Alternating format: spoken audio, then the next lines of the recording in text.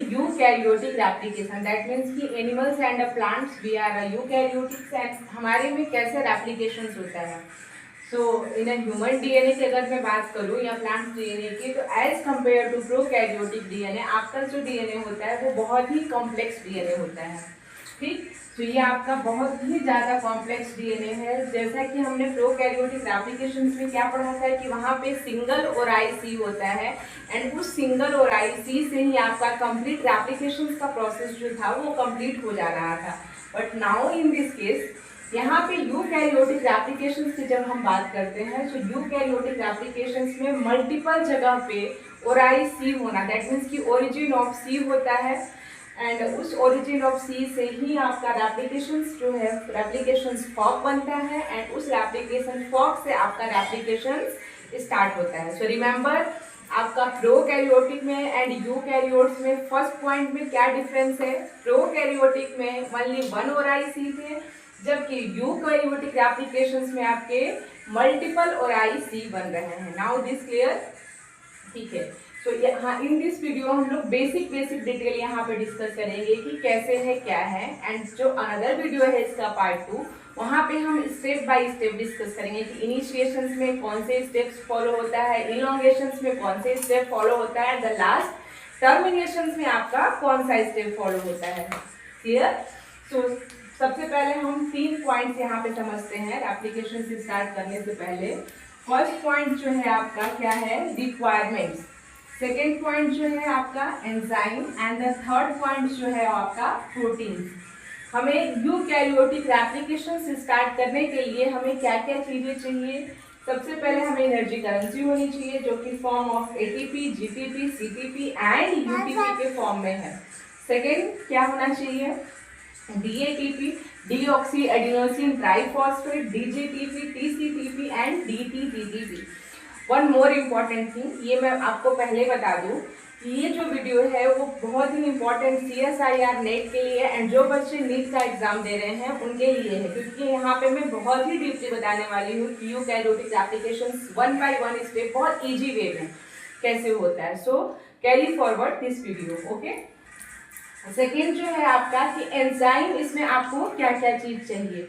So enzyme इसमें सबसे पहले क्या चाहिए होता है आपका, कौन कौन सी एंजाइम चाहिए, हेलिकेज एंजाइम चाहिए, सेकेंड प्राइमेज एंजाइम चाहिए, third DNA polymerase alpha enzyme चाहिए, fourth DNA polymerase delta and epsilon enzyme चाहिए and the fifth is the RNase and FEN। आपने बहुत जगह बुक में देखा होगा कि FEN करते हैं। So what is the full form of FEN, F इंडोन्यूक्लियेज 1 enzyme.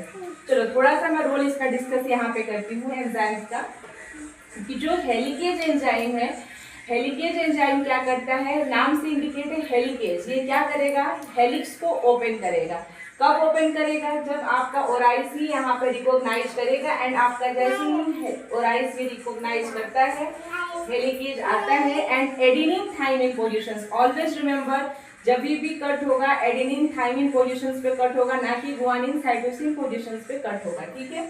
तो जैसे ही इसको रिकॉग्नाइज किया तो यहाँ पे पोजीशंस आपकी क्या रहेगी, एडेनिन थाइमिन पोजीशंस रहेगी और यहाँ पे ही कौन सा एंजाइम अटैक करेगा, हेलिकेज एंजाइम अटैक किया एंड ओपन, यहाँ पे आपका जो हेलिक्स है वो ओपन हो जाएगा।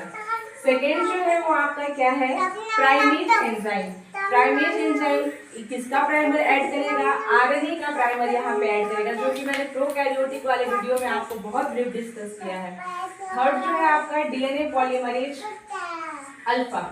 डीएनए पॉलीमरेज अल्फा यहाँ पे आएगा और ये 5 to 10 न्यूक्लियोटाइड्स की सिंथेसिस करेगा।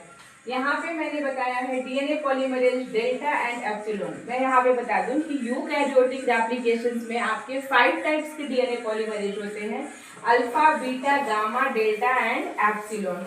अल्फा जो होता है वो क्या करता है, आपका न्यूक्लियोटाइड्स का 5 to 10 न्यूक्लियोटाइड का सिंथेसिस करेगा। बीटा जो है डीएनए रिपेयरिंग में काम आता है। गामा जो है, जब आप माइटोकॉन्ड्रिया डीएनए की सिंथेसिस पढ़ोगे तो वहाँ पे स्टार्ट कैसे होती है, गामा के थ्रू स्टार्ट होती है। एंड डेल्टा क्या करता है, आपका लैगिंग स्ट्रैंड बनाता है एंड एप्सिलॉन क्या करता है, आपका लीडिंग स्ट्रैंड बनाने में हेल्प करता है। तो ये जो 5 एंजाइम है आपके डीएनए पॉलीमरेज के, alpha, beta, gamma, delta and epsilon, इनके मैं दोबारा बता देती हूँ। अल्फा क्या करेगा आपका 5 to 10 न्यूक्लियोटाइड की सिंथेसिस करेगा। बीटा क्या करेगा आपका डीएनए रिपेयर करेगा। गामा क्या करेगा आपका माइटोकॉन्ड्रिया डीएनए की रेप्लिकेशन को स्टार्ट करेगा। डेल्टा क्या करेगा आपका लैगिंग स्टेप बनाएगा जो कि हम इलोंगेशन प्रोसेस में पढ़ते हैं। एंड एप्सिलॉन क्या करता है आपका लीडिंग स्टेप बनाता है। Last is the RNAH and FEN1। ये बहुत ब्रीफ में हम पढ़ने वाले हैं, ठीक है, क्योंकि हम यहाँ पे किसकी तैयारी के लिए पढ़ रहे हैं CSIR नेट। सो इसमें बहुत बार क्वेश्चंस आते हैं नेट एंड नीट दोनों के एग्जाम में आपके FEN के बारे में क्वेश्चंस पूछा ही जाता है हर बार। तो what is the Fe endonuclease enzyme and what is the role of Fe endonuclease enzyme in human application. So यहाँ से आपके ब्रीफ एंड शॉर्ट क्वेश्चंस दोनों आते हैं। Last comes to the protein. यहाँ पे कौन सा रेप्लिकेशन प्रोटीन ए होता है। What is the work of the replication protein A. जब हम इनिशिएशन स्टेप्स पढ़ेंगे तो वहाँ पे हम बहुत क्लियर से पढ़ेंगे कि what is the replication protein A. So in this video हम सिंपल समझते हैं कि जैसे ही आपका ORIC पहचानता है रेप्लिकेशन प्रोटीन ए आके बाइंड होता है, हेलिकेज एंजाइम आता है और ये मैंने हेलिकेज एंजाइम बनाया बच्चों।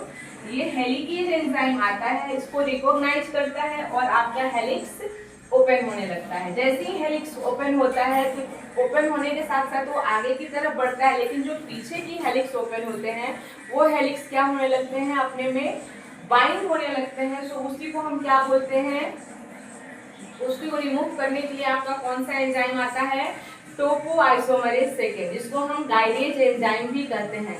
सिंपल भाषा में आपने दो वर्ड सुना होगा क्वाइलिंग के बारे में, super coiling, positive coiling, negative coiling, ऐसा करके कुछ सुना है आपने कि क्या है आपकी positive coiling, super negative super coiling. Positive super coiling का मतलब होता है कि जब डीएनए रेप्लिकेट होकर जब उसका स्ट्रैंड सेपरेट हो जाता है आगे की तरफ बढ़ता है उसको हम पॉजिटिव सुपर क्वाइलिंग कहते हैं, और जो पीछे के डीएनए आपस में अनवाइंड होने लगते हैं उनको हम क्या बोलेंगे नेगेटिव सुपर क्वाइलिंग बोलेंगे।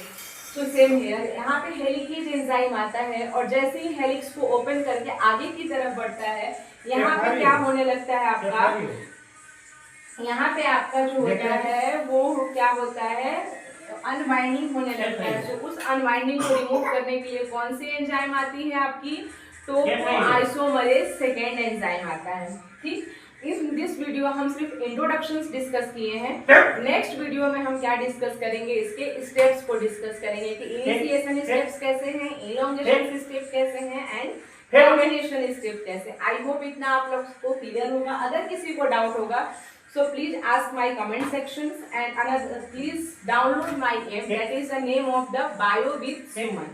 वहाँ पे मैं इसका ब्रीफ नोट्स भी देती हूँ तो आपको वहाँ पे बहुत अच्छे से क्लियर हो जाएगा। Thank you so much.